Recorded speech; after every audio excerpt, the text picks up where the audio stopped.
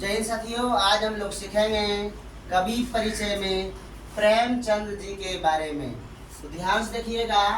प्रेमचंद जी का जो जन्म हुआ था 31 जुलाई 1880 ईस्वी में, और निधन की अगर हम बात करें तो 8 अक्टूबर 1936 ईस्वी में। जन्म स्थान की अगर हम बात करें तो ग्राम लम्ही में हुआ था, वाराणसी उत्तर प्रदेश में। प्रेमचंद जी का मूल नाम था धनपत राय श्रीवास्तव। ठीक है।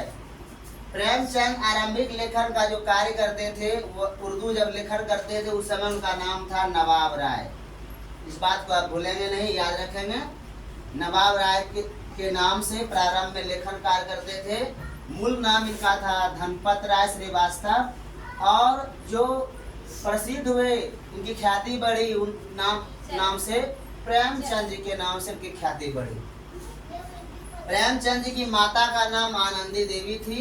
प्रेमचंद जी के पिताजी का नाम मुंशी अजायब राय भी था, इसलिए पिता की विरासत में मिले मुंशी, इनके नाम भी मुंशी प्रेमचंद के नाम से जाना जाता है। प्रेमचंद जी की शिक्षा अगर बात करें तो 1910 में इंटर पास किए थे और 1919 में बीए पास किए थे। प्रेमचंद जी द्वारा संपादन कार्य जो हुआ था, मर्यादा हुआ था, माधुरी हुआ था और जागरण हंस, ये चार जो है महत्वपूर्ण कार्य इनका है। जो संपादन कार्य में जब जुड़े थे, इन चारों का संपादन किए थे। मर्यादा का, माधुरी का, जागरण का, हंस का। आप याद रखेंगे। बहुत सारे प्रतियोगिता परीक्षा में यह सब प्रश्न पूछा जाता है। निम्नलिखित में कौन या किसका संपादन प्रेमचंद जी द्वारा किया गया है, इनमें से कोई एक रहेगा, बाकी किसी और का संपादन रहेंगे। ध्यान रखिएगा। जो अक्सर परीक्षा में पूछा जाता है, देखिए प्रेमचंद जी का प्रमुख उपन्यास आपको याद रख लेना चाहिए। सेवा सदन है, प्रेमाश्रम है, रंगभूमि है, निर्मला है, कायाकल्प है, गबन है, कर्मभूमि है, गोदान है और मंगलसूत्र है।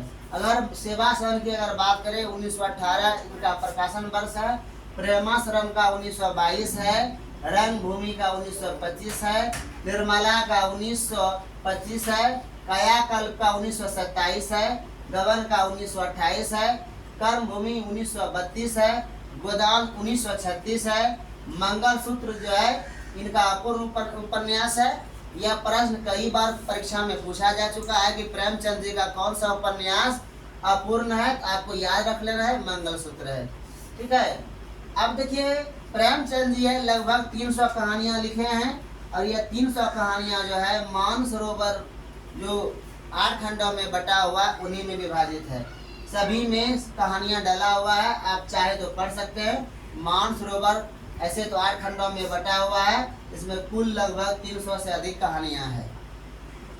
अब देखिए इनका यह बहुत प्रतिभा के धनी थे, यह बहुत ऐसे कार्य किए हैं, उपन्यास, कहानियां, इसके साथ साथ क्या लिखे हैं, निबंध भी लिखे हैं, लेख लिखे हैं, टिप्पणियां आदि विविध प्रश्न में जो है लिखे हैं, जो 3 खंडों में विभाजित है।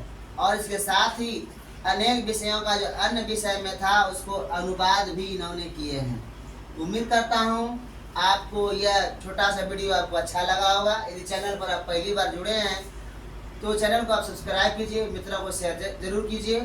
अगला कवि परिचय हम लोग अगले वीडियो में देखेंगे। आज के लिए इतना ही। जय हिंद।